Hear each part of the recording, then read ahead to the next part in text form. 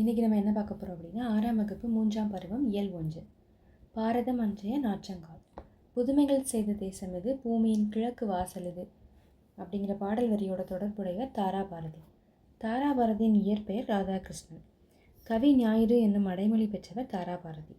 தாராபாரதி இயற்றிய நூல்கள் தவறானது என்னென்னா தீக்குச்சிகள். பூமியின் கிழக்கு வாசல் அப்படிங்கிற பாடலாசிரியர் எதனை குறிப்பிடுகிறார் அப்படின்னா பாரத நாடு. காளிதாசர் இயற்றிய இனிமையான பாடல்கள் எதுவரை எதிரொலிக்கின்றன அப்படின்னா காவேரி கரை. தேசமுடுத்திய நூலாடை என்ற கவிஞர் கூறும் நூல் திருக்குறள். காளிதாசனின் தேனிசை பாடல்கள் எதிரொலிக்கும் இடம் காவேரி கரை. கலைக்கூடமாக காட்சி தருவது சிற்பக்கூடம். நூலாடை என்னும் சொல்லை பிரித்து கிடைப்பது நூல் கூட்டல் ஆடை. எதிர் கூட்டல் ஒலிக்க என்ற பொருளை சேர்த்து கிடைக்கும் சொல் எதிரொலிக்க. அடுத்த தலைப்பு தமிழ்நாட்டின் காந்தி. ஆங்கில அரசு எப்போது ரவுலட் சட்டத்தை நடைமுறைப்படுத்தியது அப்படின்னா 1919ஆம் ஆண்டு.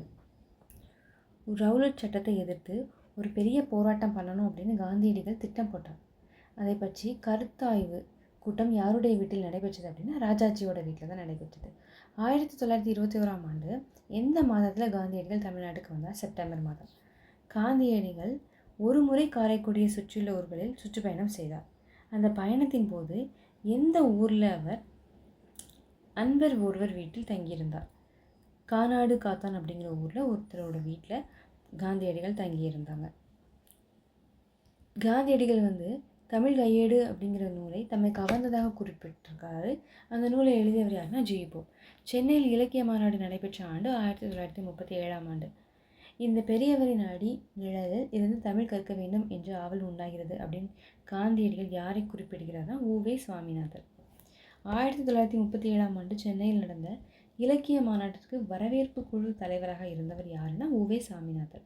பாரதியாரை பத்திரமாக பாதுகாக்க வேண்டும் என்று காந்தியடிகள் யார்கிட்ட கூறினாங்க அப்படின்னா ராஜாஜி.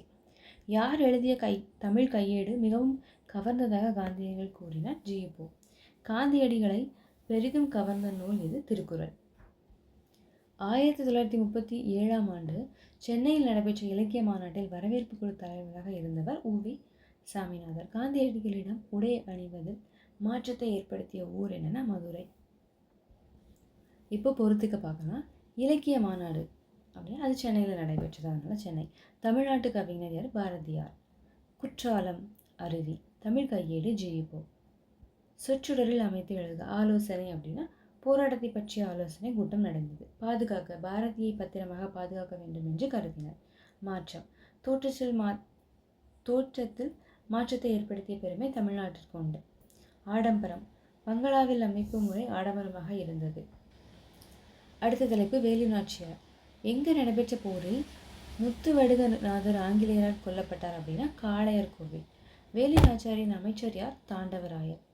வேலு நாச்சியாரின் படையில் பெண்கள் பிரிவுக்கு தலைமை ஏற்றவர் யாருன்னா குயிலி. வேலு நாச்சியாரின் காலம் 1730 1796 வரை. வேலு நாச்சியாரின் சிவகங்கை மீட்ட ஆண்டு 1780. இலக்கண அடிப்படையில் சொற்கள் எத்தனை வகைப்படும்? 4. சுதேசி நாவாய் சங்கத்தை நிறுவியவர் வ.உ. சிதம்பரனார். வ.உ.சி. அதாவது வ.உ. சிதம்பரனார் சுதேசி நாவாய் சங்கத்தை எப்போது பதிவு செய்தார் அப்படின்னா 1906ஆம் ஆண்டு அக்டோபர் மாதம் 16ஆம் தேதி. வேலு நாச்சியார் அறிந்த மொழி யாது? தமிழ், ஆங்கிலம், பிரெஞ்சு, உருது. சான்சி ராணிக்கு முன்பே ஆங்கிலேயரை எதிர்த்து வீரப்போர் புரிந்தவை யாருன்னா வேலு நாச்சியார். சிவகங்கையை மீட்க காரணமாக இருந்தவை வேலு நாச்சியாரின் வீரம், மருது சகோதரர்களின் ஆற்றல், ஐதர் அலியின் உதவி. அடுத்த தலைப்பு என்னன்னா 4 வகை சொற்கள். இலக்கண அடிப்படையில் சொற்கள் எத்தனை வகைப்படும்? அவை யாவை? 4 வகைப்படும். அவை பெயர்ச்சொல், வினைச்சொல், இடைச்சொல், உரிச்சொல். வினை என்னும் சொல்லுக்கு செயல் என்று பொருள். பெயர்ச்சொல்லையும் வினைச்சொல்லையும் சார்ந்து வரும் சொல் இடைச்சொல். திருவள்ளுவர் திருக்குறளை இயற்றினார். இவற்றில் உள்ள இடைச்சொல் யாது? ஐ. திருக்குறளை ஐ. சுதேசி நாவாய் சங்கத்தை தொடங்கியவர் யார்? எப்போது தொடங்கப்பட்டது? வ.உ. சிதம்பரனார் தொடங்கினார். தொடங்கப்பட்ட ஆண்டு 1906ஆம் ஆண்டு அக்டோபர் மாதம் 16ஆம் நாள். இப்போ பொறுத்துக. நாட்டுப்பற்று அப்படின்னா பேட்ரியாட்டிசம். இலக்கியம் அப்படின்னா லிட்ரேச்சர். கலைக்கூடம் ஆர்ட் கேலரி. மெய்யுணர்வு நாலேஜ் ஆஃப் ரியாலிட்டி. இதோட இந்த இயல் முடிவடைகிறது.